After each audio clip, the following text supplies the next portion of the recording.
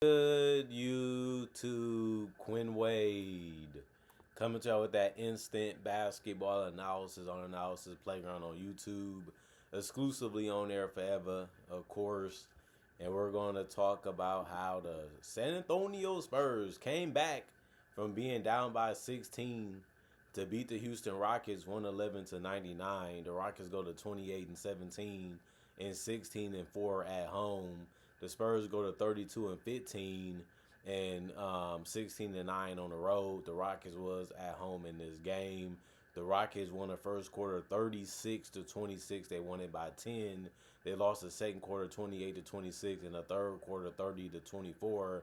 And then they lost the fourth quarter 27 to 13. Yes, the Rockets was only able to score 13 points in the fourth quarter. That was just a terrible fourth quarter for them on the defensive end included sometimes throughout the game. Harrison Barnes, 29 minutes, 9 points. He went 4 or 6 from the field, 1 or 2 from 3. He tried to drive as much as he could. Obviously, they were trying to run him off the three-point line because, he wants to shoot the three. Still was able to make one. Still was able to make the other ones, too. He only missed 2 shots in the game. One was a three, one was a two-pointer. He did have 1 rebound, 1 assist, no turnovers. He also had 1 personal foul and was a +1 and +. Julian Champagnie played 21 minutes. He had 2 points. He went 1 of 4 from the field, 0 of 3 from the three-point line. He also had 3 rebounds, 1 turnover, 1 personal foul, was a +3 and +. They didn't really get much from him. He had good looks in this game, especially from 3. Just couldn't drop any of them tonight, unfortunately. But, you still have to like the fact that he took the open ones. If you're open, you got to take it. The team is going to feel good about it, especially if you're a shooter like Julian.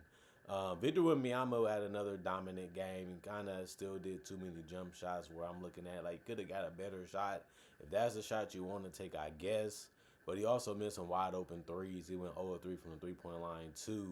But he finished 8 of 15 from the field. He's just so physical and so tall sometimes that he can just run into you. He's going to try to find a way to do some type of shot steal. And that's why he kept getting to the free throw line. But he went 8 of 15 from the field and 12 of 15 from the free throw line. And then he had 16 boards. Nothing new there. You give him a lot of minutes. You give him a lot of opportunities. He will make his presence felt on the boards and in the paint, whether it's scoring or protecting the rim. And he had 5 blocks in this game where they thought they had a good look. They thought they had it going their way. And Victor comes out of nowhere and gets it. And he does it so well. He also had 2 steals on top of that and 4 turnovers and 3 assists. 3 offensive rebounds, 4 personal fouls, and a +6. In +. De'Aaron Fox, 34 minutes, 18 points. His jump shot works, and he's been putting in a lot of work to be able to do it. He's so quick and so fast. He can do whatever he wants to do on the basketball court, especially since he's on a talented team. But he was efficient, 6 of 11 from the field, 2 of 5 from 3, 4 of 4 from the free throw line. He had 5 rebounds, 8 assists. He did have 5 turnovers. That's probably the worst part of his night. He also had 1 block, no personal fouls, and was a +5. In +. Stephon Castle, 33 minutes, 16 points, 7 to 12 from the field, 1 to 2 from 3, 1 to 3 from the free throw line. He did a good job of attacking, and also, he settled for some perimeter shots. Sometimes it worked out for him, sometimes it didn't. That's how it is for everybody usually playing this game of basketball. But he did have 6 assists with only 2 turnovers. He also had 2 really good steals and 5 rebounds. He had 1 offensive out of the 5 and 3 personal fouls, was a +3 and +. Lindy Waters played 1 minute. He didn't do anything because of that, but finished as a -2 and +. Keldon Johnson, he was finishing in that paint, and he was grabbing a lot of rebounds. He's been doing a great job of that all season long. 7 rebounds, 1 of 4 from 3, 8 of 15 from the field. He finished the game efficient in 27 minutes. 27 minutes was the most off the bench. He had 17 points. And then he had 5 assists on top of that, trying to keep the ball going if he didn't have a good look. And that's how he hurt the defense. 1 turnover, 1 offensive rebound, 4 personal fouls, and a +18 and +. Carter Bryant, 3 minutes. Zeros across the board for him. He just finished as a -5 and +. Bismack Biyombo played a minute. He had zeros across the board for that reason, too. He finished as a -2 and +. Big Net.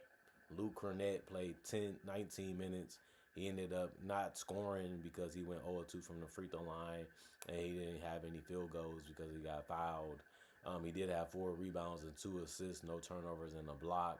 2 offensive rebounds, no personal fouls, and a +8 and plus minus. Um, Jordan McLaughlin played 1 minute. He missed his only shot, and that was it for him. He was a -2 on plus minus. Devin Vassell, 23 minutes, 5 points, 2 of 7 from the field, 1 of 5 from three, 1 rebound, 1 steal, 1 personal foul, and a +9 and plus minus. And then Dylan Harper, 22 minutes, 16 points, 8 of 11 from the field. Did a good job of attacking the paint and even kicking it out and just getting a lot of attention for his driving.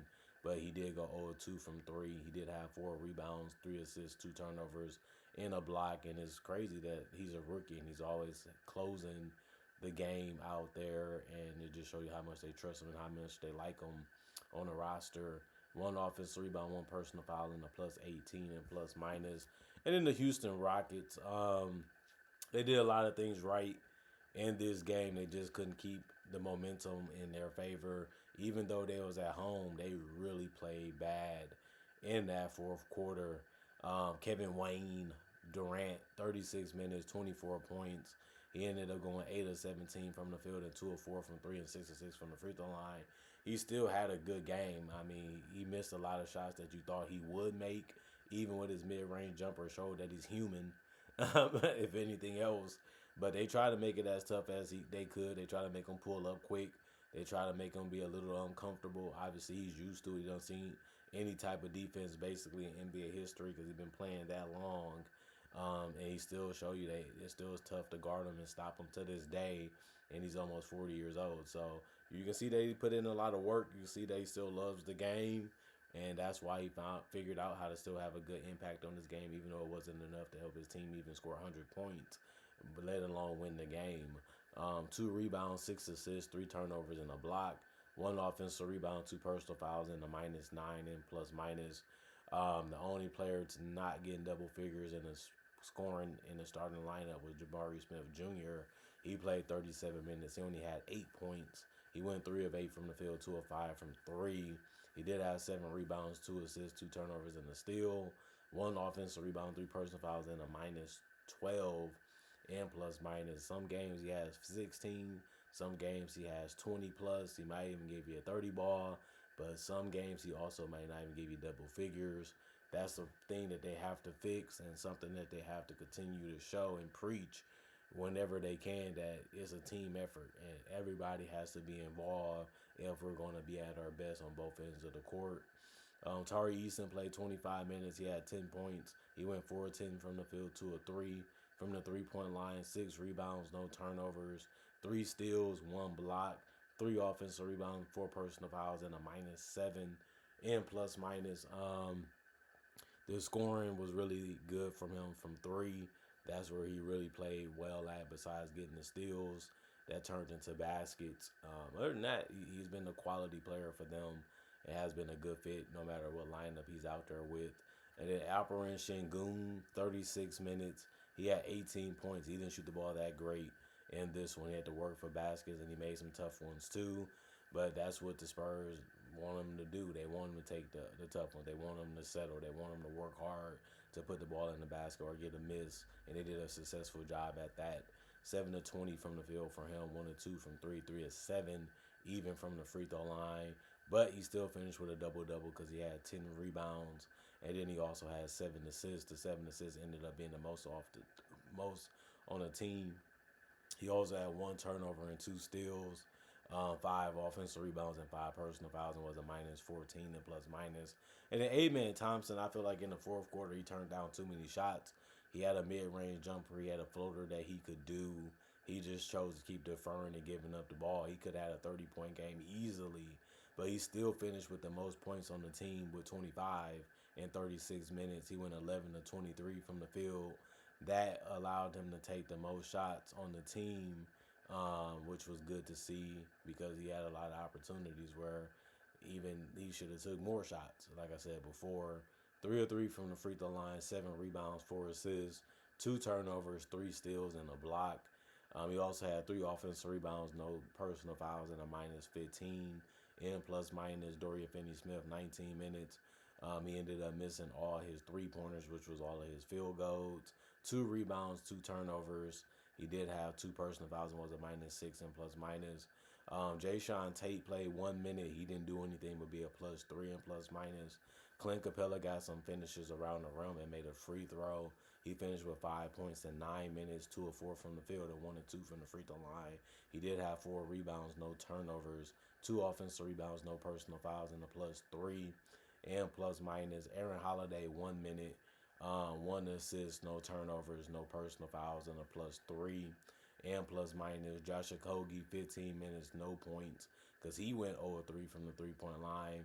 He did have 3 rebounds and 3 assists, but he also had no turnovers, 1 steal in the block, 1 offensive rebound out of the 3, a personal foul, and a +10 and plus minus. And then Reed Shepard, like I said, he's hit or miss.